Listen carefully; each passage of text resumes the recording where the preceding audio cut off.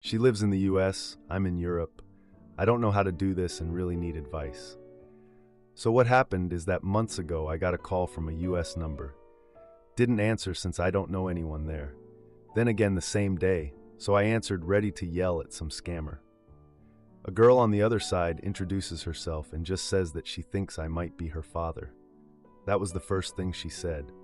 "Hi, my name is Jane and I think you might be my father." Fake name. Obviously, I told her I don't have any children and that she has the wrong number. But then she drops a name I haven't heard in, you guessed it, 18 years. Back around that time, I was in the US for a year on a job exchange with our sister company. Met a woman there, and we hooked up over maybe a few months. I remember buying condoms after meeting her, but I can't remember if we used them every time. Anyway, I gave her my non-US number, but never heard from her again. The girl on the phone asks me if my name is OP, and I freak and almost hang up on her. She tells me more about her mother, and I just sit there like an idiot. She'd found my name and number in her mother's diary, and now as she turned 18, she wanted to contact me. She lives with her relatives now, since her mother is unable to take care of herself for some reason. I still don't know the details there. She asks me if I'd be willing to do an ancestry DNA test, and even offered to pay for it. She ends by saying I should think about it and ask if she can call me again. I just say sure, and we hang up. I swear I was about to faint right there and then. The whole conversation lasted only like 5 minutes. I end up taking the test and we talk a few more times. The test took forever, but yesterday she sent me a screenshot of her profile matching 50% to mine. I mean, that's just it, right? We haven't spoken since, just messaged some. I lied and told her I've been busy and we'll talk later, which now makes me feel like an butt. Up until this point, I've kept it together, holding on to the thought that I'm probably not the dad, but now I can't deny it. It's probably been half my life since I last cried. I haven't told anyone this. I was kinda hoping the DNA test would come back negative, and then I wouldn't have to. How to even break this to my family? I just know they'll all want her number so they can call her, and then they would start flying over to see her or bringing her here. They're really pushy like that. My mom is gonna freak out.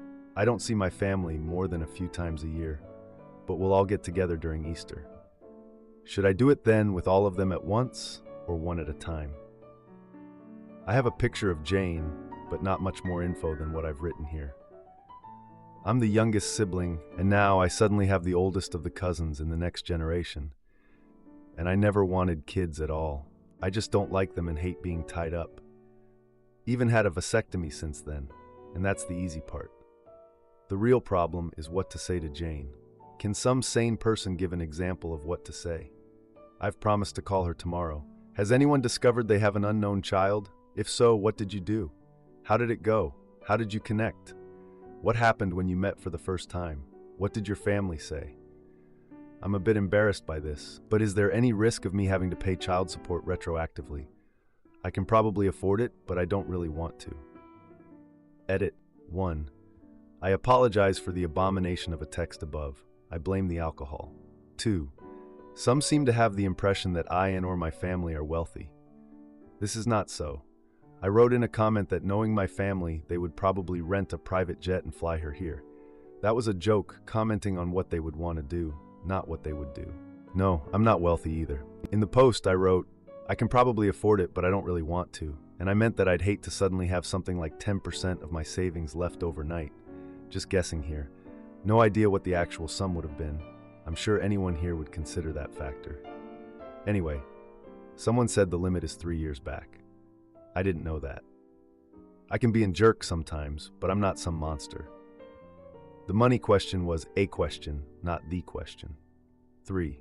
Yes, I have had my number for a long time. Never had a reason to change it. We had our first video call today, and it was a long conversation.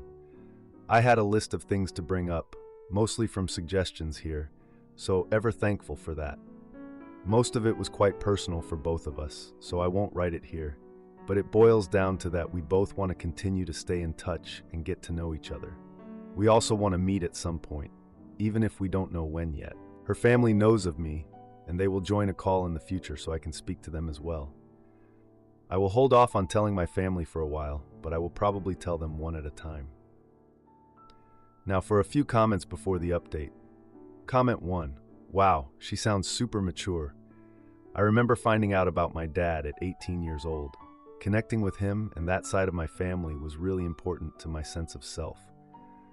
OP, absolutely take some time to get yourself in order, but please don't deny her the opportunity to connect with you and your family in the longer term. She sounds like she's had a fairly hard life, with a mother with health issues, and probably mostly raising herself. That's probably led to her maturity, but she will likely really blossom getting to meet all her previously unknown relatives. Your family sounds really involved and affectionate, and that could really be a balm to her soul. Comment 2. I do an actual paternity test, but I think that the circumstantial evidence alone supports that this kid is in fact yours. What to do? Well, first, if you have a partner, tell them. Next, tell your kid, listen, here are the circumstances of how I met your mom. I had no idea about you, and this is quite shocking news, so I apologize if I don't get this all right on the first go. And then talk. Find out what she wants out of this. Take it slowly. Now for the update. Hey Reddit, it's been 2 weeks since my last post, and boy, do I have an update for you.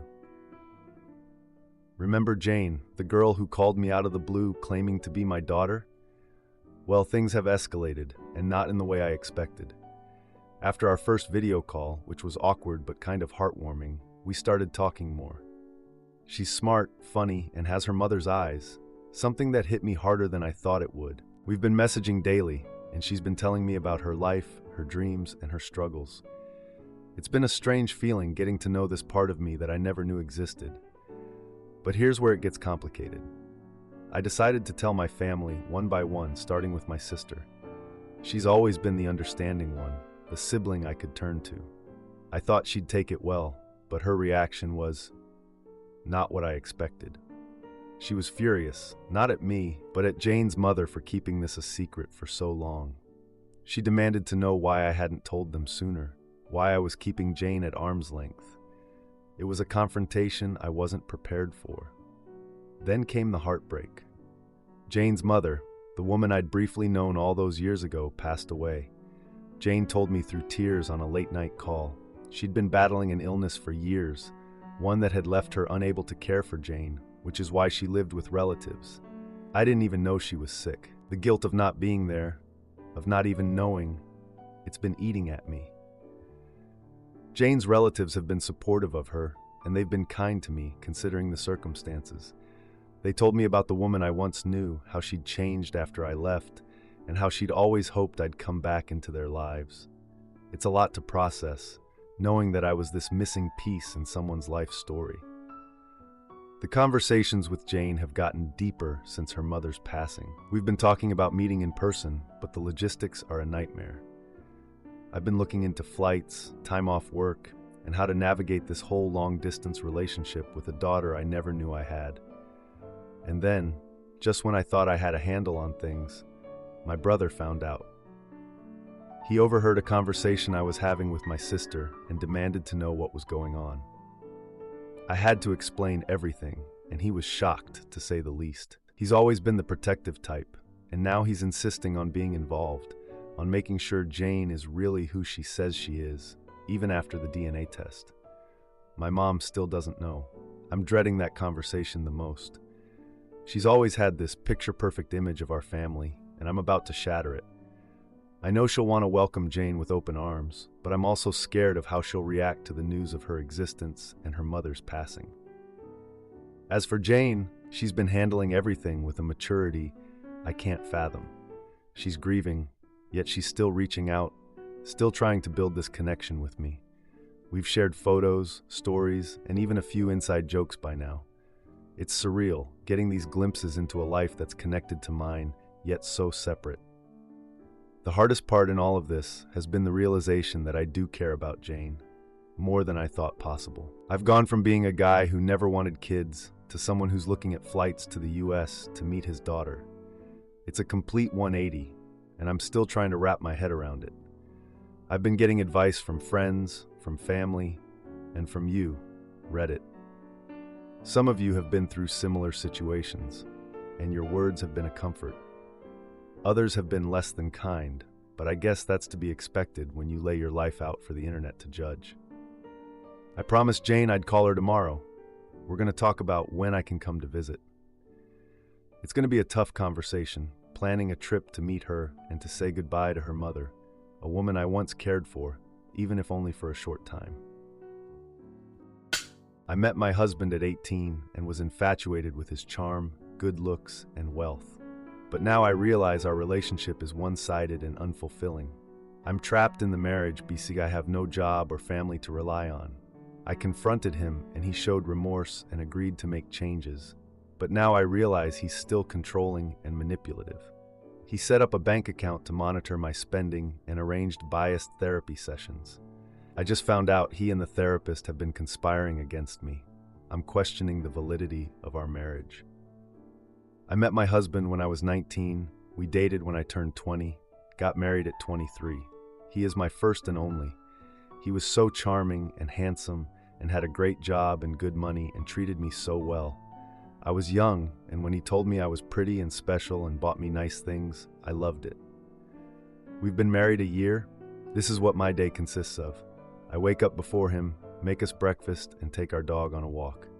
When he wakes up, he eats, never thanks me, takes me to our bedroom or living room or wherever he wants, and we have intimacy. He bends me over and finishes. He doesn't care how I feel or if I get off too. He takes a shower and leaves. He owns a private practice, so he makes really good money. It's enough to support us both. So a year and a half ago, I left my job. He convinced me to. I was a teacher and I miss it so much.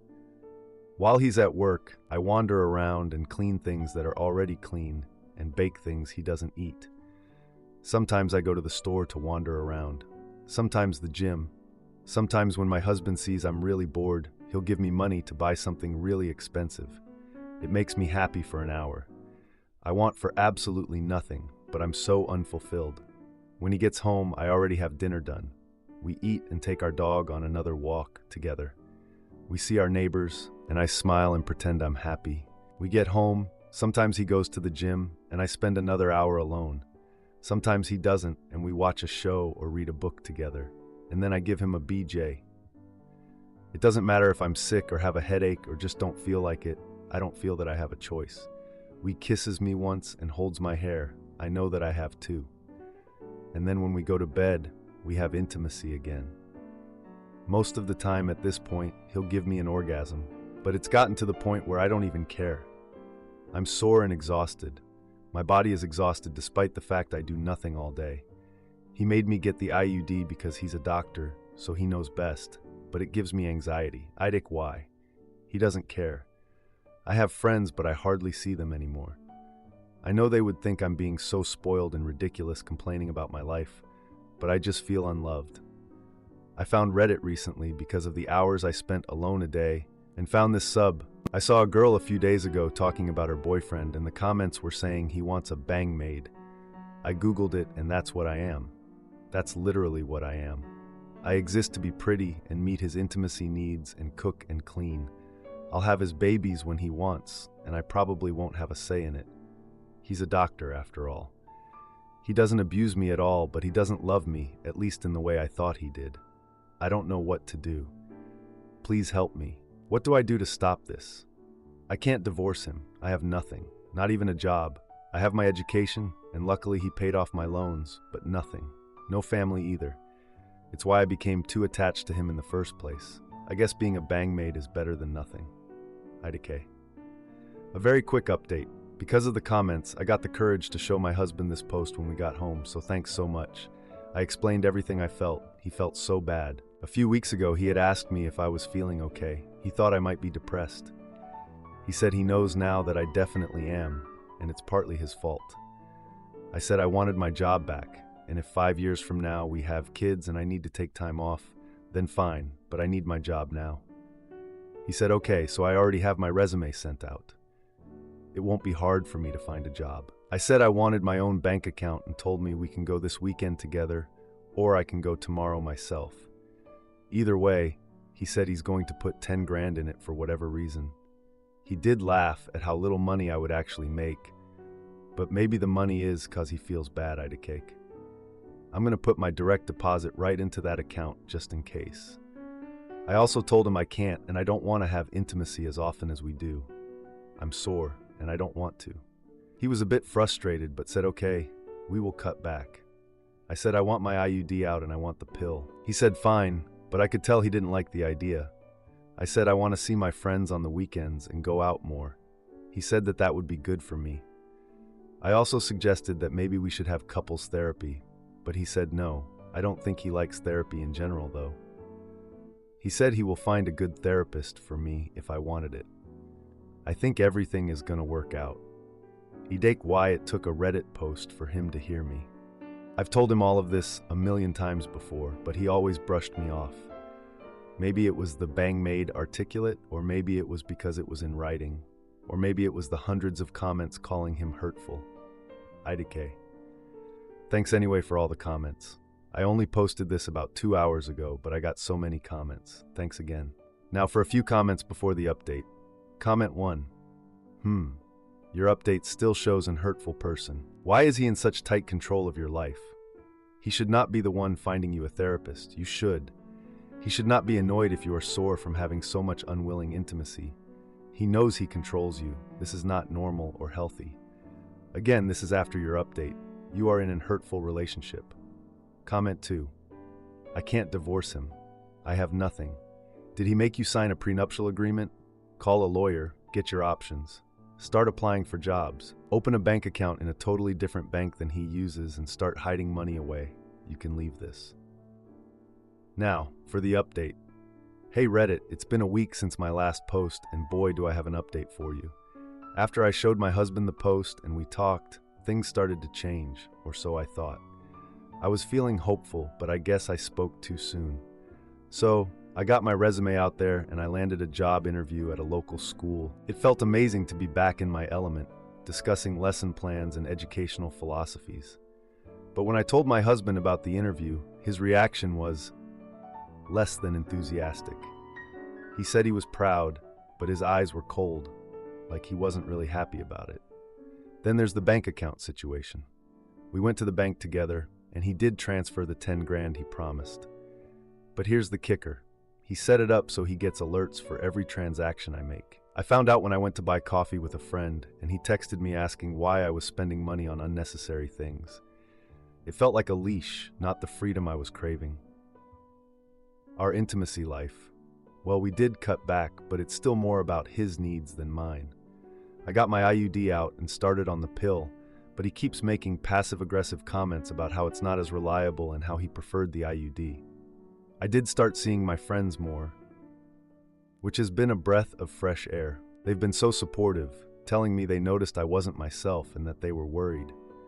It felt good to be seen and heard, but I couldn't shake off the feeling that my husband was just letting me have this because it made him look good. Now here's where things get really twisted. Remember how I said my husband didn't want couples therapy? Well, he changed his mind after a few days, but insisted we see a therapist he knew from his practice. It felt off, but I agreed, thinking it was a step in the right direction. The therapy sessions were a disaster. The therapist was clearly biased, always taking my husband's side and suggesting that I was being ungrateful for the life he provided. It was like my feelings didn't matter at all. I felt so alone, sitting there with two people who were supposed to help but were only making things worse. But the real news dropped when I came home early from a therapy session I had walked out of. I found my husband in our bedroom on a video call with none other than the therapist. They didn't see me at first, and I overheard them talking about me like I was some sort of project, not a person. They were discussing how to handle me, how to keep me in line. It was sickening. I confronted them, and the therapist had the audacity to tell me that this was all for my own good, that they were trying to save our marriage. My husband just sat there, looking guilty but not saying a word in my defense. I felt so betrayed. All this time, I thought we were making progress, but he was just manipulating me, using his power and connections to control the narrative. It was clear that he didn't see me as an equal partner in our marriage. So here I am, with a job interview that might not lead anywhere if my husband has anything to say about it, a bank account that's more of a tracking device, and a sham of a therapy that's supposed to fix a marriage that's looking more and more like a prison. I'm starting to realize that maybe being alone wouldn't be the worst thing in the world. Maybe it's better than being with someone who sees you as nothing more than an accessory to their life. I'm scared, but for the first time I'm thinking about what it would mean to stand up for myself, to walk away from this gilded cage. Husband calls me fat after baby and becomes distant. Oh boy, I lose weight and he can't keep his hands off me. Then I find out why. Sorry for the long post. We've been married for 5 years and together for 7 years. We also have a 3-year-old kid. After having the baby, I struggled a lot with losing the baby weight and adjusting to being a parent.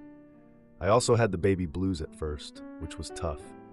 I wasn't really focused on my appearance, and instead, I was trying to figure out our new routine and way of life. But then my husband started making these little comments about my body and how I should start working out and wearing makeup again. It made me feel really awful, and I worried that he might start looking elsewhere because we weren't being intimate anymore. He even suggested hiring a nanny so I could have more time for myself. But I wanted to be there for our baby full time, so I turned down the offer. That made him angry, and he started acting cold toward me. Months went by without any hugs, kisses, romance, or any kind of affection. My self-esteem hit rock bottom. Every time I looked in the mirror, all I saw were the flaws that my husband pointed out. By this point, our son was already 2 years old, and I desperately wanted to win my husband back. I thought that if I got in shape again, he would show me love and affection, and our marriage would be saved. I craved his attention so much, and it hurt to see how much things had changed. But you can't force someone to be affectionate. I took matters into my own hands and hired some help. With more free time, I started going to the gym, taking swimming classes, which are amazing for your back, by the way, getting my hair and lashes done regularly, and eating healthier. And guess what? I've lost a ton of weight, and I feel amazing. Suddenly, my husband started touching me, kissing me, buying me flowers, and treating me like the complete opposite of how he treated me before. You'd think that would make me feel better, but for some reason, it made me feel worse. All I could think about were the hurtful things he said to me when I was at my lowest and how cold he was toward me. I get that you can't force attraction, but why couldn't he just hug me or give me a kiss on the cheek even when I was overweight? Why couldn't he love me as a human being and the mother of his child? When my self-esteem came back, I got really angry at myself for putting up with his behavior for so long. A few days ago, I told him I wanted a divorce because I don't think I can move past how badly he treated me. He apologized and promised to change and prove that he can be better. But honestly, I'm not sure if I can trust him again. What if I gain weight again or have to deal with health issues? Will he treat me like garbage again? I've talked to some friends and family about the whole situation, and some say I should give him another chance, while others say I should leave him. So I'm turning to Reddit for some advice. Am I justified in being upset over this? Do you think it's possible for my husband to change his behavior for the long term, or is a divorce the right move here? Now, for a few comments before the update. Comment 1. Remember the marriage vows. He should have been there through the highs and the lows, in sickness and in health. But he didn't. Those words didn't mean anything to him. His love was conditional. And for frick's sake, the negative changes you had because you were bearing a child of his. He failed to see that, and instead of being the man to support you, he went cold when you needed him. Girl, don't allow anyone to treat you like an option, because you're not. Dump this trash into the trash can and walk away. You know that's the answer already when you made this post. Proud of you for realizing your worth. Comment 2. What if I gain weight again or have to deal with health issues? Will he treat me like garbage again? Yes. Do you think it's possible for my husband to change his behavior for the long term? It's possible, but he won't put the effort in, so no. Is a divorce the right move here? Yes, because you're ready to go through with it and you know in your heart that it is the correct decision. Now, for the update. Hey Reddit, It's been a month since I last posted about my husband's behavior after I lost the baby weight and how it made me feel. I've got some updates for you. And let me tell you, it's been a rough ride. So, after I told my husband I wanted a divorce, he started doing everything he could to win me back. He was cooking dinner every night, cleaning the house, and being super dad with our kid. It was like he was a completely different person. But I couldn't shake off the feeling that this was all just an act. I started going to therapy to help me sort through my feelings. My therapist helped me realize that I had been neglecting my own needs for a long time. I was so focused on being the perfect mom and wife that I forgot to take care of myself. It was a tough pill to swallow, but it was also freeing in a way. Meanwhile, my husband was still trying to prove that he had changed. He even suggested renewing our vows, but I wasn't ready to make any big decisions yet. I needed to see consistent change over time, not just grand gestures. Then one day, I ran into an old friend from college while I was out with my kid at the park. She was always the hectic one back in the day, and seeing her brought back a lot of memories. We got to talking, and she told me how she had gone through a similar situation with her ex. She said that leaving was the best decision she ever made because it allowed her to find someone who loved her for who she was, not just for her looks. Her words stuck with me, and I started to imagine what my life could be like if I wasn't constantly worried about my husband's approval. It was a scary thought, but also kind of exciting. Back at home, things were getting tense. My husband could tell that I was pulling away, and he didn't like it. We had a huge fight one night after he found a brochure for a divorce lawyer in my purse. He accused me of never giving him a real chance to make things right. But the truth was, I had given him plenty of chances over the years, and he had never taken them until he thought he might lose me. After that fight, I knew I had to make a decision. I couldn't keep living in limbo, wondering if my husband was going to revert back to his old ways. So I sat him down and told him that I was going to stay with my parents for a while to clear my head. He didn't take it well. He begged me to stay, but I was firm. I needed space to think, and I wasn't going to get that if I stayed in the same house as him. Staying with my parents was a breath of fresh air. They were so supportive, and it was nice to be around people who loved me unconditionally. I started to feel like my old self again, the one who didn't take crap from anyone. But just when I thought things were starting to settle down, I got a call from a number I didn't recognize. It was a woman who claimed she had been seeing my husband for the past year. She had found out about me and wanted to apologize for her part in everything. I was in shock. All this time, my husband had been cheating on me, even while he was trying to win me back. I felt like such a fool for ever believing that he could change. I confronted him about it, and he didn't even try to deny it. He just broke down and said he was sorry. But sorry wasn't going to cut it this time. I moved forward with the divorce, and it was surprisingly smooth.